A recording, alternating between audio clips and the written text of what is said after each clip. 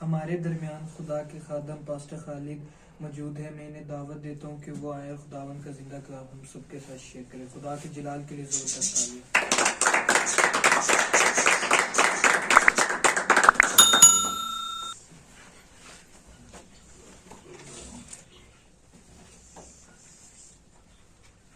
Hallelujah hallelujah.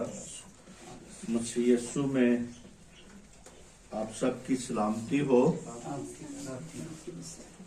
मेरे अजीजों, खुदा का शुक्र हो कि वो हमें जिंदा मौका बख्शता है कि हम फिर दोबारा इकट्ठे होते हैं उसके जलाल के लिए। और ये सारा खुदा की मेहरबानी है कि उसने जिंदों की जमीन पे रखा ताकि हम उसके कलाम को, उसकी बातों को एक दूसरे से शेयर करें और बता सकें। Hallelujah hallelujah. Thank you Jesus, तेरा शुक्र हो। हम खुदा के पाकलाम में आज सीखेंगे। हमारा जो मजमून है पाकलाम में, खुदा के पाकलाम से हम सीखेंगे। हमारा जो आज का मजमून है वो ये है कि नफ्सियाती और जज्बाती शिफा दुरुस्त रवैये और ख्यालात से होती है। क्या जी हमारा मजमून आज का? नफ्सियाती और जज्बाती शिफा दुरुस्त रवैये और ख्यालात से होती है। इसी तरह आज हम देखेंगे कि हमारा जितनी भी शिफा है, जज्बाती या हमारी जिस्मानी शिफा या रूहानी शिफा, ये हमें खुदा ने इसमें फकीयत बख्शी हुई है। हम इस बात को सीखेंगे। इमसाल की किताब उसका 23वां बाब और उसकी 7वीं आयत में हम देखेंगे।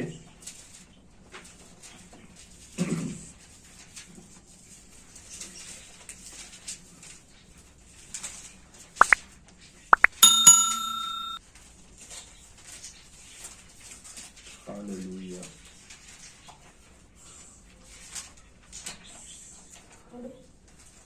हाँ जी, मिसाल 23 बाब की 7वीं आयत से लेकर बस एक आयत पर गौर करेंगे इंशाअल्लाह।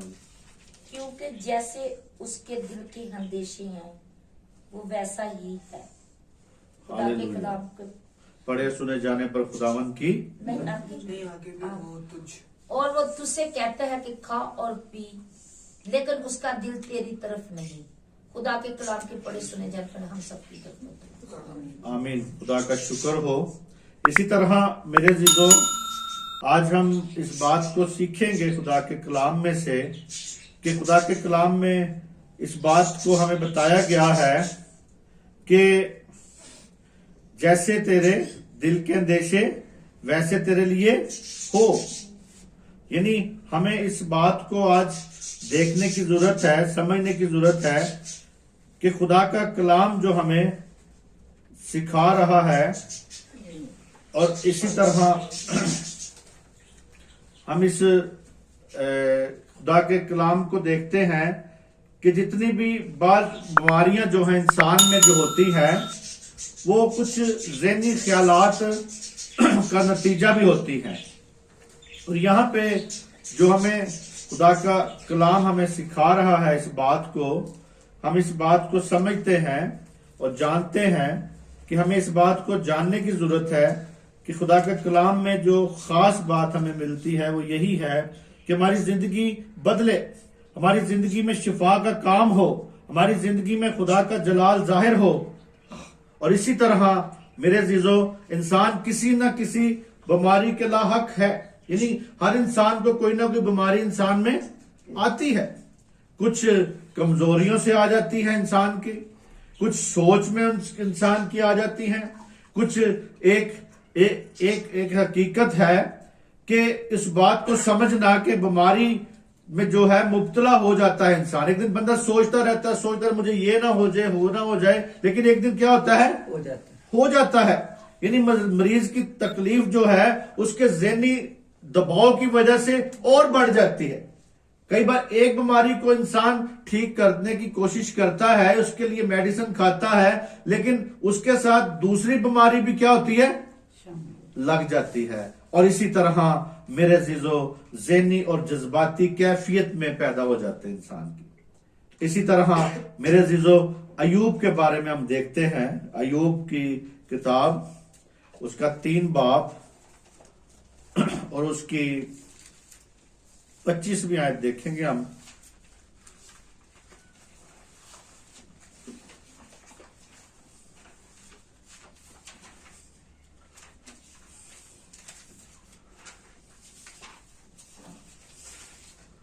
हालेलुया। 3 बाब की 25वीं आयत।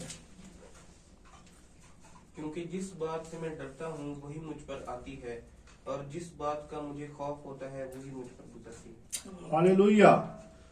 कितनी यहाँ पे खास बात हमें मिलती है कि अयूब की जिंदगी में जब हम देखते हैं तो डर उसकी जिंदगी में पैदा हो गया। क्या पैदा हो गया जी? डर। यहाँ पे कहता है क्योंकि जिस बात से मैं डरता हूं वो ही मुझ पर आ पड़ती है। तो इसी तरह मेरे अजीजों हम किसी बात पे कई बार बहुत डिप्रेशन का शिकार हो जाते हैं, बहुत डिप्रेशन अपने ऊपर रखना शुरू कर देते हैं, बहुत उस बीमारी को इतना अपने ऊपर हैवी कर लेते हैं कि हम उसको इतना अपने ऊपर जज्बाती तौर पे, ज़हनी तौर पे दबाव डाल के एक दिन यहाँ पे अयूब भी सोचता है, कहता है कि जिस बात से मैं डरता हूं वही मुझ पर आ पड़ती। जब खुदा के नबी हमें इस बात की खबर दे रहे हैं, हमें इस बात को देखना है, समझना है, और जिस बात का मुझे खौफ होता है वही मुझ पर आ गुजरती है। मेरे अजीजों, खुदा के पाक कलाम की जो सच्चाइयां हैं, इस बात को देखना है। डर यानी खौफ जो है, वो जो हमारी जिंदगी में अगर आ जाता है, जिस चीज को इंसान अपने ज़हन में सुकूनत देता है, जगह दे देता है। आज जगह देनी है ना, दिमाग में, दिल में हमने क्या देनी है जी? जगह देनी है, सुकूनत देनी है, और इसी तरह इजाजत देते हैं तो उसी तरह वो हमारे जिंदगी में क्या हो जाता है जी? आ जाता है। अगर एक शख्स बीमार होने के लिए बार बार सोचता है, ख्यालात उसके यही होते हैं, तो बीमारी में एक दिन क्या हो जाता है जी? मुब्तला हो जाता है। अयूब भी जो था वो इस बात को देख रहा था। अयूब नबी जो था वो इस असूल के बारे में बाखबर था, लेकिन फिर भी वो सेहतमंद था और बहुत खुशहाल था। उसका मुस्तकबिल जो था, उसके जो मनफी ख्यालात थे, उसकी वजह से सब कुछ हुआ। यानी उसके ज़हन में आता था कि शायद ये ना हो जाए, शायद मेरे बच्चों ने कोई गुनाह ना किया हो, शायद ये ना हो, शायद की वजह से ही मेरे अजीजों वो आजमाया गया। लेकिन आजमाइश में क्या निकला? काबिल निकला, मगर उसके बच्चे नहीं रहे। उसके पास जो था वो सब कुछ नहीं रहा। उसके पास जायदाद खत्म हो गई, बच्चे खत्म हो गए, उसके नौकर चाकर जो थे वो भी चले गए, सब कुछ हो गया, बीमारी में मुब्तला हो गया। मगर मेरे अजीजों, एक जो बीवी थी उसकी, वो उसके साथ रही। एक ही बीवी जो थी उसके साथ रही। वो कहती थी कि तू कुछ ऐसा बोल दे, ऐसा कह दे जिससे खुदा तुझे क्या करे जी? मार दे। कोई खुदा के खिलाफ बोल दे ताकि खुदा तुझे मारे। लेकिन वो कहता है कि क्या हमने जब सुख पाया है तो क्या दुख ना पाए? हम जब खुदा से सुख पाते हैं तो कैसे दुख ना पाए? लेकिन मेरे अजीजों, एक शायर ने गीत गाया हुआ है, कहता है साबर अयूब विच रब वसदा ओदी बुढ़ी च शैतान सी। साबर अयूब विच रब वसदा ओदी बुढ़ी च शैतान सी। वो कहता है आगे, भावें ओदी बुढ़ी च शैतान वसदा पक्का अयूब दा ईमान सी। यानी भावें ओदी बुढ़ी च शैतान वसदा पक्का अयूब दा ईमान सी। मेरे अजीजों, बेशक आपके इर्द गिर्द जितना मर्जी शैतान शरारतें करेगा, लेकिन आपका ईमान खुदामद में कायम होना चाहिए। शायद उसने सोचा, अपने दिल में सोचा होगा कि मेरे ख्याल में वक्त अच्छा है, अभी मेरे पास वक्त अच्छा है, और शायद हमेशा ऐसा वक्त ना रहे। उसने सोचा होगा।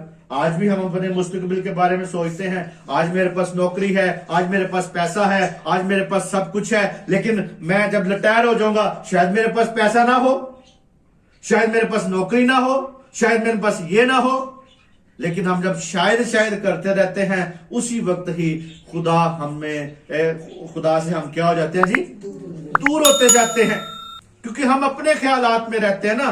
कहते जैसे तेरे दिल के अंदेशे वैसे तेरे साथ हो, यानी जैसे हमारे दिल के अंदेशे होंगे वैसे हमारे साथ होगा। हम ये जब सोचते हैं कि रिटायर होने के बाद भी मेरा खुदा मेरे साथ है, आज अगर मेरे साथ खुदा है, आज मेरी मदद कर रहा है, आज मेरे पास गवर्नमेंट जॉब है, आज मेरे पास कारोबार है, आज मेरे पास सब कुछ है, लेकिन मुस्तकबिल में भी मेरे पास ये सब कुछ खुदा मुहैया करेगा। अगर ये कुछ भी ना रहे, मेरा खुदा तो मेरे साथ लाजमी है, क्योंकि मेरे अजीजों खुदा से बढ़कर दुनिया में कोई ताकत, खुदा से बढ़कर और कुछ भी नहीं है। और वह ख्यालात सोचता था, मनफी मायूसकन था उसकी जिंदगी में, जब गम उस पर आ पड़ा और वो बीमार हो गया, और मेरे अजीजों उसने ख्वाहिश की कि मैं मर जाऊं। लानती वो दिन था जिसमें पैदा हुआ, वो कहते मैं मर जाऊं, अय खुदा मैं मर जाऊं। लेकिन मेरे अजीजों खुदा ने क्या उसको मारा? नहीं मारा, क्योंकि खुदा अपने जलाल को उसमें जाहिर करना चाहता था।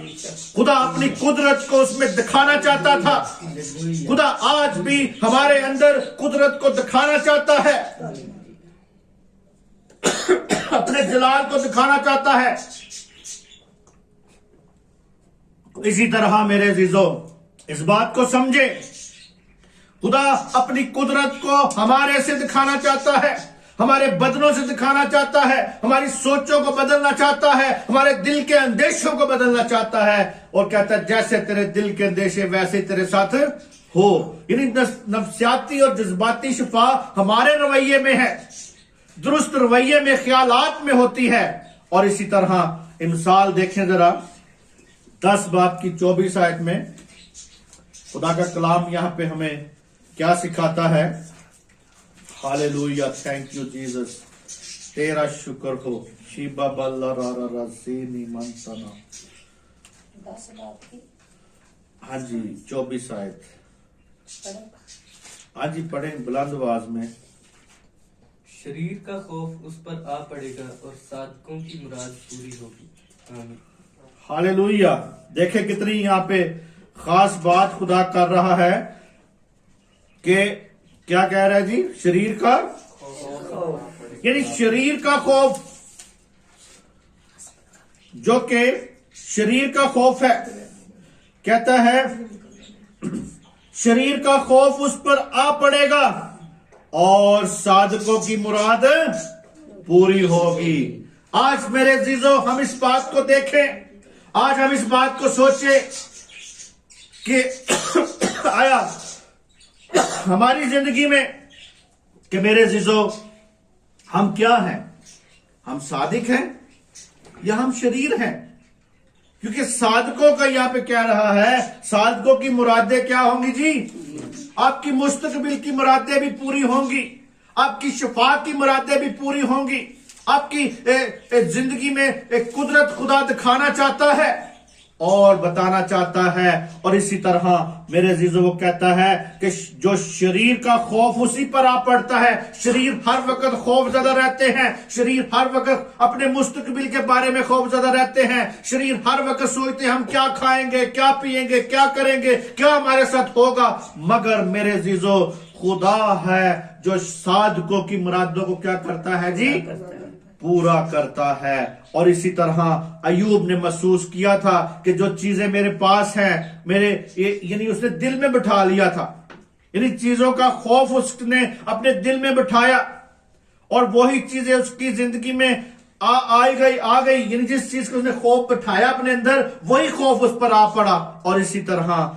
मेरे अजीजों हमें इस बात को देना, क्योंकि अयूब क्या कहता है पीछे, जिस बात का मुझे खौफ है वही मेरी जिंदगी में आ पड़ता है, वही मेरी जिंदगी में आता है। इसी तरह हमारे ख्यालात जो है हमें बदल सकते हैं, हमारी सोच हमें बदल सकती है, हमारा खुदा के साथ रवैया हमें बदल सकता है। हमारी रवैया खुदा के साथ क्या है, हमारा खुदा के साथ प्यार कितना है, हमारी उसके साथ मोहब्बत कितनी है। हम शफा के लिए न भागे, शफा ही नहीं कुछ भी, आपका दुनिया में रहना ही सबसे बड़ा काम है, क्योंकि दुनिया में आप रहते हैं तो कुछ छोड़ के जाएं, यहाँ पे अपना कुछ असर छोड़ें, ताकि आपका एक असर नजर आए, मसीह का असर नजर आए, खुदा की कुदरत नजर आए, खुदा का जलाल आप में से नजर आए, आपकी कुदरत नजर आए, और खुदा आप में से तरक्की करे और लोगों को बाबरकत आप बन सके, दूसरों को बाबरकत बना सके। और मेरे अजीजों, कई बार छोटी सी बात होती है, लोग हा क्या करना शुरू कर देते हैं, अल्लाह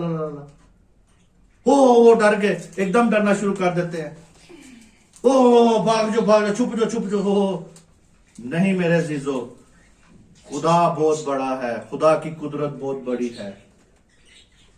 उसने कहा, कालब और यशुआ ने कहा कि वो हमारी सामने क्या है, टिड्डियों की मानद है। वो बेशक जितने जबार थे, बहुत बड़े बड़े कद थे उनके, लेकिन फिर भी खुदा उनके जो उनका तबीयत फर्क थी ना, उन्होंने कुछ समझा नहीं, खुदा की कुदरत को बढ़ के समझा, खुदा को सबसे अव्वल दर्जा दिया, खुदा को अपनी जिंदगी में कायम किया और कहा वो हमारी खुराक बन सकते हैं, हमारे लिए वो टिड्डियों की मानद है। लेकिन मेरे अजीजों, फिर भी बनी इस्राएल कौम डरती रही, खौफजदा रही। वो तो जबार हैं, वो तो बहुत कद्दावर हैं, हम तो उनके सामने छोटे छोटे हैं, वो हमें मार देंगे, वो हमें कत्ल कर देंगे, खत्म कर देंगे। लेकिन मेरे अजीजों, जो कालब और यशवा थे, उन्होंने वहां पे अपना रद्द अमल दिखाया। उनका रद्द अमल क्या था? खुदा में कायमियत का, खुदा में कायमियत का। आज हमारा भी रवैया ऐसा ही होना चाहिए कि हमारे साथ कौन है। वो गीत में क्या कहता है, मेरे नाल मैं नहीं कल्ला, मेरे नाल है खुदा, मैं नहीं कल्ला, मेरे नाल खुदा है। और जब खुदा है तो फिर शफा भी आपके बदनों में जाहिर होगी। और इसी तरह एक और हवाला देखते हैं, पहला यूहन्ना उसकी 4 बाब की उसकी 18 आयत। पहला यूहन्ना 4 बाब उसकी 18 आयत। थैंक यू जीसस, तेरा शुक्र हो।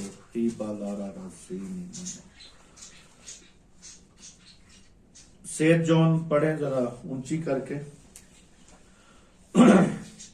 मोहब्बत में खौफ नहीं होता, बल्कि कामिल मोहब्बत खौफ को दूर कर देती है, क्योंकि खौफ से अजाब होता है और कोई खौफ करने वाला मोहब्बत का कामिल नहीं हुआ। हालेलुया, थैंक यू जीसस, तेरा शुक्र हो। यहाँ पे देखें कितनी अच्छी बात खुदावंद कर रहा है, हमें अपने कलाम से सिखा रहा है। खुदा कहता है मोहब्बत में खौफ नहीं होता, बल्कि कामल मोहब्बत खौफ को दूर कर देती है। कामल मोहब्बत, हम तो इंसानी मोहब्बत भी नहीं रख सकते, इंसानों के इंसान के साथ भी मोहब्बत पूरी तरह नहीं रखते। हमारी मोहब्बत में भी खोट होती है, हमारी मोहब्बत में भी कोई ना कोई लालच होता है, हमारी मोहब्बत में भी कोई ना कोई कोई यही होता है कि यहां से कुछ मिल जाए या कुछ हो जाए, फिर हम मोहब्बत रखते हैं। और मेरे अजीजों, हम कोई झूठी मोहब्बतों के चक्कर में रहते हैं। लेकिन यहां पे कहता है, खुदा का कलाम कहता है कि मोहब्बत में खौफ नहीं होता, बल्कि कामल मोहब्बत खौफ को दूर कर देती है, क्योंकि खौफ से अजाब होता है। यानी खौफ से क्या होता है जी? अजाब। जब खौफ हमारी जिंदगी में होगा तो फिर अजाब के बीच में हम रहेंगे, फिर अजाब हमारे ऊपर रहेगा, फिर मायूसी हमारे ऊपर रहेगी, और फिर हमारे जिंदगी में मेरे अजीजों खुदा का जलाल जाहिर होगा जी, होगा जी? ऊंची बोले, नहीं होगा।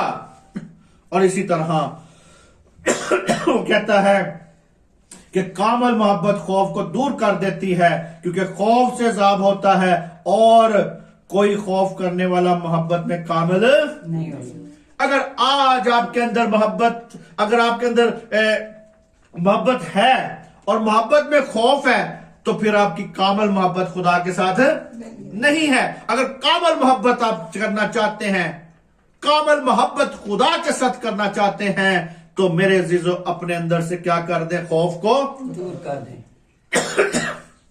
खौफ को दूर कर दें, खौफ को निकाल फेंके, क्योंकि मेरे अजीजों हम जान गए हैं इसलिए कि हलाक होने का खौफ नहीं रहा। हम आपको इस बात की उम्मीद होनी चाहिए, आपको इस बात का भरोसा होना चाहिए कि अब आपने नहीं मरना, बल्कि आपकी खातर कौन मर गया है? यीशु मसीह मर गया है आपकी खातर। आपकी खातर यीशु मसीह ने जान दे दी है। आपको इस बात का खौफ नहीं होना चाहिए। अगर खौफ है तो फिर अजाब है आपके ऊपर। और कलाम कह रहा है, मैं नहीं कह रहा, कलाम में लिखा है कि यहां पे अगर खौफ है तो फिर अजाब है। और पहली बात हमें इस बात को देखना है कि खुदावंद की मोहब्बत का यकीन करें, खुदावंद की मोहब्बत का यकीन करें। उसकी मोहब्बत लाजवाल मोहब्बत है, उसकी मोहब्बत खत्म होने वाली मोहब्बत नहीं है। हमारी मोहब्बत कुछ सालों के लिए खत्म हो सकती है। हम अब किसी से मोहब्बत करते हैं 10 साल के लिए, 5 साल के लिए, 2 साल के लिए, 3 साल के लिए मोहब्बत करते हैं, लेकिन बाद में आखिर को फिर मोहब्बत फिक्की पै जाती है, फिर मोहब्बत फिक्की पड़नी शुरू हो जाती है। आज कलीसियों में मोहब्बत फिक्की पड़ रही है, आज खादमों में मोहब्बत फिक्की पड़ रही है, आज लोगों में मोहब्बत कम है। क्योंकि मेरे अजीजों पहले मोहब्बतें होती थी, लोग 10-10 दिन लोगों के घर में मेहमान चले जाते थे। आज एक दिन भी कोई बर्दाश्त नहीं करता मेहमान अपने घर में। इसी तरह वो मोहब्बत क्या हो गई है? ठंडी पड़ गई है। कहते हैं महंगाई हो गई है, महंगाई हो गई है, इस तो मोहब्बत ही फीकी पै गई है, महंगाई के साथ मोहब्बत फीकी पड़ गई है। इसी तरह आज हमें इस बात को देखना है, खुदा पर जब हमारी उम्मीद होगी, खुदा पर हमारा भरोसा होगा, खुदा के साथ जब हम कायम होंगे, तो मेरे अजीजों उस वक्त हमारी मोहब्बत में बढ़ती जाएगी। और अपने मेरे अजीजों इस बात का यकीन करना है, क्योंकि खुदा ने अपने बेटे को भेजा ताकि मेरी खातिर क्या कर सके जी? जान दे सके।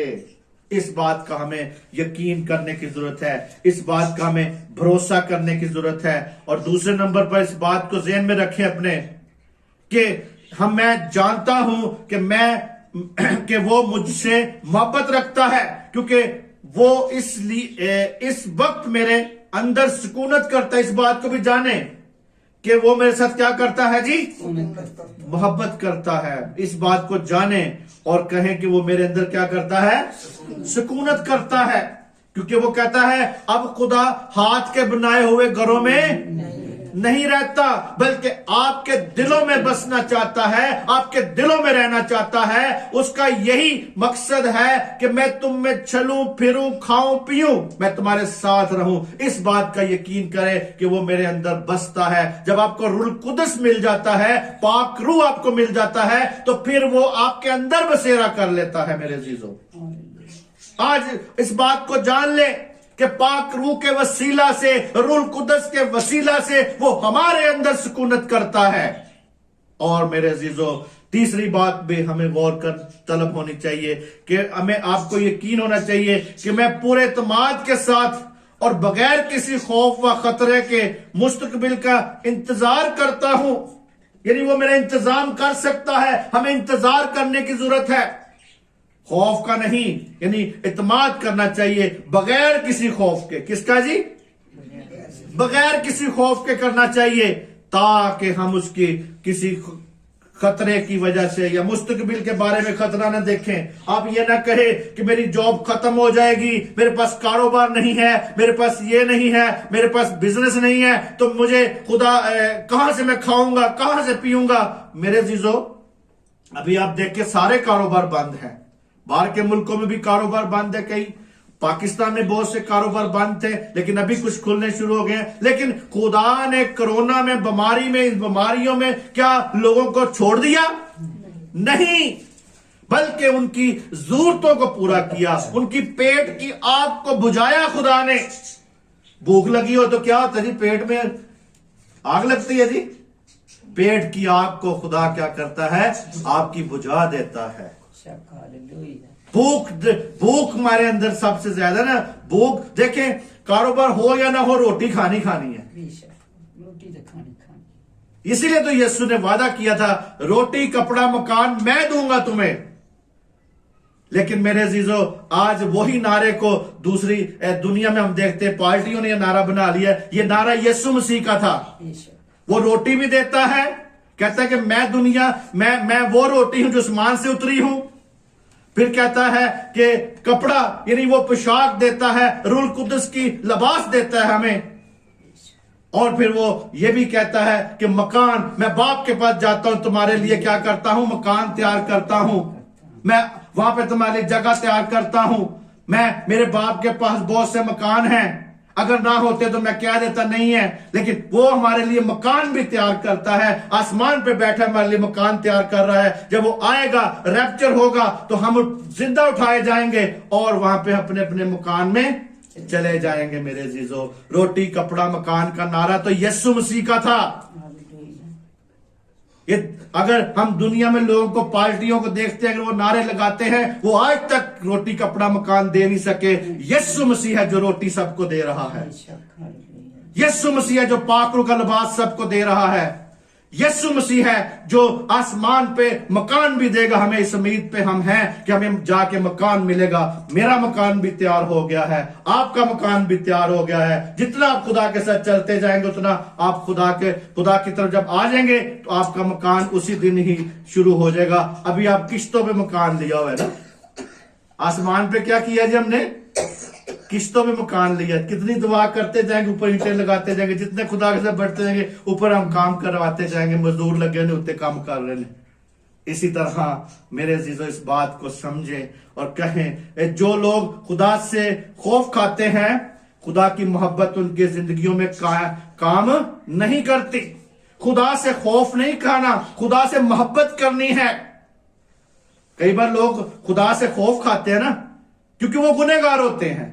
जब गुनाह हमारे अंदर होता है, तो फिर हम खुदा से क्या खाते हैं जी, खौफ खाते हैं।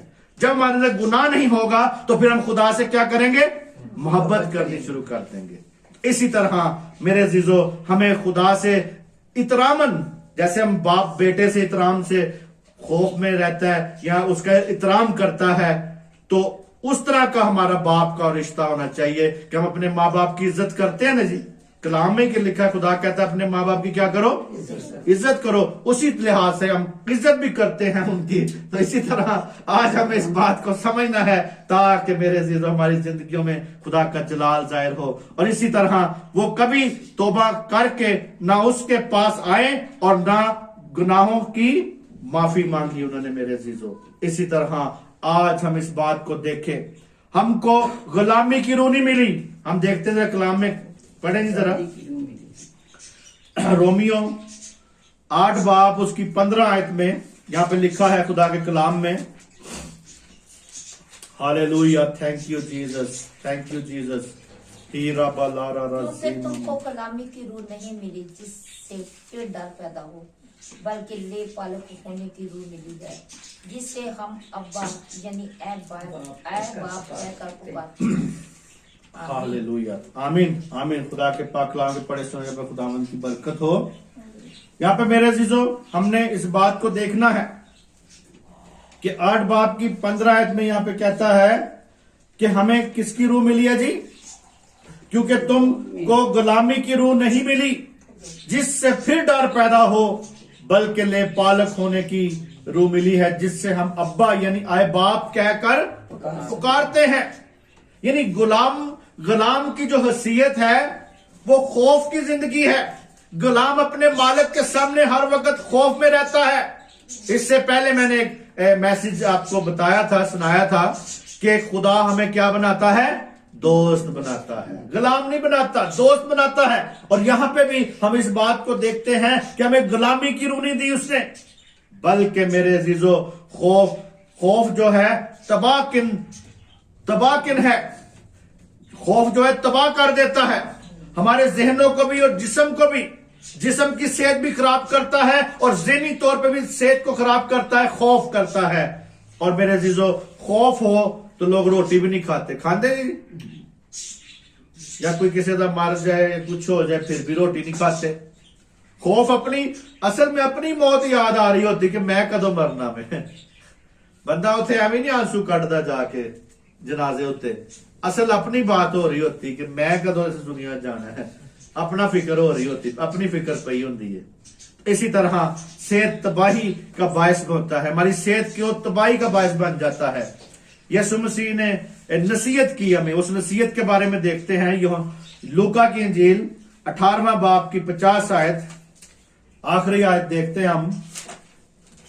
हालेलुया, थैंक यू जी। वे यीशु मसीह की नसीहत है हमारे लिए आज के दिन। 8 बाब की 50 आयत हम देखेंगे जी। यीशु ने सुनकर उसे जवाब दिया, खौफ न कर, फकत इत्तेकाद रख, वो बच जाएगी।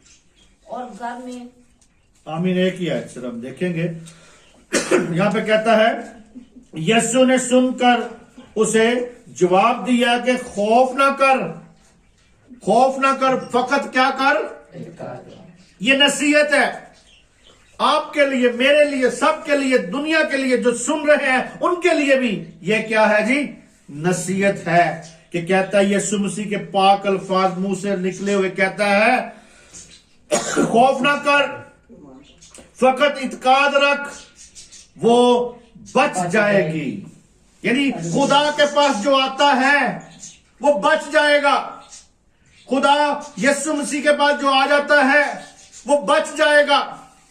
खौफ ना कर, फकत इत्काद रख। यीशु मसीह को इतनी आसानी से छोड़ नहीं सकते हम, उसकी बातों को छोड़ नहीं सकते। बहुत से लोग हैं दुनिया की रंग रंगीलियों में फंसकर यीशु को छोड़ देते हैं। लेकिन मेरे अजीजों, आज हमें इस बात को देखना है कि प्यार मोहब्बत सिर्फ और सिर्फ खुदावंद यीशु मसीह में है। अगर आप चाहते हैं जिस्मानी शिफा, रूहानी शिफा, अपनी मेंटली तौर पे अपने आप को ठीक चाहते हैं, तंदुरुस्त बनना चाहते हैं, तो फकत इत्काद रखें यीशु मसीह पर और खौफ अपने अंदर से निकाल फेंकें। और इसी तरह मेरे अजीजों, हमें बड़ी तसल्ली होनी चाहिए अपने अंदर, बड़ी हौसला अफजाई हमारे अंदर होनी चाहिए इस बात से। कहते हैं फकत इत्काद रख कि वो बच जाएगी। और इसी तरह मेरे अजीजों, और उम्मीद भरे अल्फाज जो जवाब देता है कि खौफ ना कर। यीशु मसीह क्या कहता है, अपनी कलीसिया को क्या कह रहा है, अपने बंदों को क्या कह रहा है, अपने बिशप हजरात को क्या कह रहा है, अपने पादरी को क्या कह रहा है, अपने लोगों को, अपनी कौम को कहता है खौफ ना कर। यीशु मसीह कह रहा है खौफ ना कर, बड़ी तसल्ली दे रहा है, बड़ा हौसला अफजाई कर रहा है, बड़ी उम्मीद से हमारे साथ ये बात कर रहा है। कहता है खौफ ना कर। आखिरी बात हम अमान के लिए है, हमारा ईमान है, ईमान बढ़ना चाहिए उसमें। और इसी तरह मेरे अजीजों, ईमान में बेदार हो जाएं, खौफ के लिए नहीं, खौफ के लिए बेदार नहीं होना, ईमान के लिए बेदार होना है। यीशु पर ईमान रखे, खुदा पर ईमान रखे, खुदा की कुदरत पर ईमान रखे, उसके कलाम पर ईमान रखे, ताकि मेरे अजीजों खुदा का जलाल आपके अंदर जाहिर हो जाए। हमें वक्त बख्शा गया है, आज हमें वक्त दिया गया है, खुदा ने वक्त दिया है। आपको तौबा का वक्त भी है, आपको जिंदगी में आगे बढ़ने का वक्त भी है, आपको कारोबार करने का भी वक्त है, आपके पास सारा वक्त है। लेकिन कहता है खौफ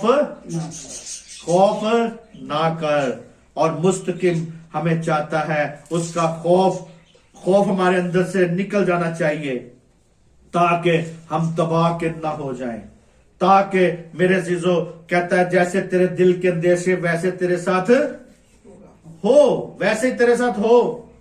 और इसी तरह मेरे अजीजों, डर जो है किसको पैदा करता है, खौफ को पैदा करता है। और खौफ से क्या होता है जी, अभी पढ़ा हमने पहला यूहन्ना में जो पढ़ा था हमने, पहला यूहन्ना 4 बाब की 18 में क्या पढ़ा है जी, खौफ से क्या पैदा होता है, अजाब। क्या होता है जी, अजाब पैदा होता है। और शरीर पर हमेशा जो शरीर पर खौफ रहता है, आज आप शरीर नहीं है मेरे अजीजों, आप आज खुदा के लोग हैं, आज आप खुदा के चुने हुए लोग हैं, आप खुदा की कलीसिया हैं, आप खुदा के प्यारे हैं, आप खुदा के खून खरीदे हैं, आपके लिए यीशु ने जान दे दी है, आपके लिए यीशु मसीह ने अपना दे दिया है। तो फिर भी अगर हम खौफ में रहें तो ये फिर हमारी अपनी गलती है, ये फिर हमारी अपनी गलती है। मसीह यीशु आपको बरकत दे, आपको जलाल बख्शे। मसीह यीशु में आप सबकी सलामती हो।